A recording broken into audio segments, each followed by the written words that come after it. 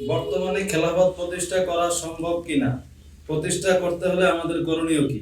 হ্যাঁ, আমাদের মুসলমানদের রাজনৈতিক আদর্শ হচ্ছে খেলাফা, এবং এটা প্রতিষ্ঠা করা সম্ভব। শুধুমাত্র আমাদের দেশে যারা ইসলামী রাজনীতির ব্যানারে আন্দোলন করে আসতেছে, কেউ 50 বছর হয়, কেউ 70 বছর, কেউ 20 বছর, প্রত্যেকেই যদি ডেমোক্রেসিকে বাদ দিয়া খেলাফা প্রতিষ্ঠা করার কনসেপ্টকে গ্রহণ করে, তাহলে খুব দ্রুত সময়ে বাংলাদেশকে একটা খেলাফা রাষ্ট্র বানানো সম্ভব। ওয়ালাইকুম আসসালাম। আমরা জানি হেফাজত ইসলাম একটা অরাজনৈতিক দল। তো ইসলামিক যে চাওয়া-পাওয়াগুলো, আমাদের হেফাজত ইসলামের চাওয়া-পাওয়াগুলো মানে স্বার্থ হাসিল করার জন্য কি কোনো রাজনৈতিক শাখা খোলা প্রয়োজন মনে করেন কিনা? অবশ্যই এই মুহূর্তে হেফাজত ইসলামকে উচিত যে হেফাজত ইসলাম মূল সংগঠন রাজনীতিতে না আসলেও তাদের একটা পলিটিক্যাল উইং খোলা দরকার, যেখান থেকে তারা রাজনীতিতে অংশগ্রহণ করবে। কারণ এই যে আমাদের দেশে একটা কথা যে অরাজনৈতিক, আসলে কোনো মানুষই রাজনীতি থেকে মুক্ত থাকতে পারে না। কিছু মানুষ রাজনীতিকে নিয়ন্ত্রণ করে, আর কিছু মানুষ রাজনীতির দ্বারা নিয়ন্ত্রিত হয়।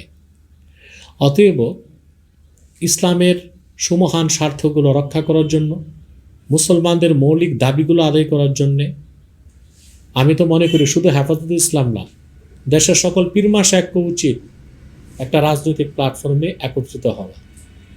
পীরমা শায়েখরা যদিও বা রাজনীতিতে যাবে না, কিন্তু তাদের প্রতিনিধিরা রাজনীতিতে অংশগ্রহণ করবে।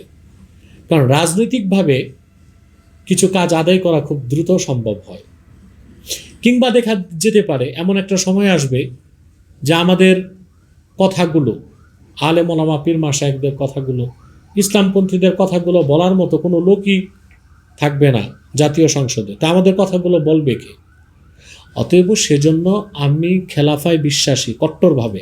তারপরও আজ-জারুরাতু তাতাকাদ্দারু বিকাদ্রি জারুরা, এই নীতির কারণে আমি চাই, সবসময় বলে এসেছি, এখনও বলি, যে ইসলামের পক্ষে কথা বলার জন্য আলেম ওলামা পীর মাশায়েখদের একটা বড় প্রতিনিধি জাতীয় সংসদে থাকুক, যারা আমাদের পক্ষে বিল উত্থাপন করতে পারবে এবং দাবি দাওয়াগুলোকে রাষ্ট্রীয়ভাবে আদায় করে নেবে।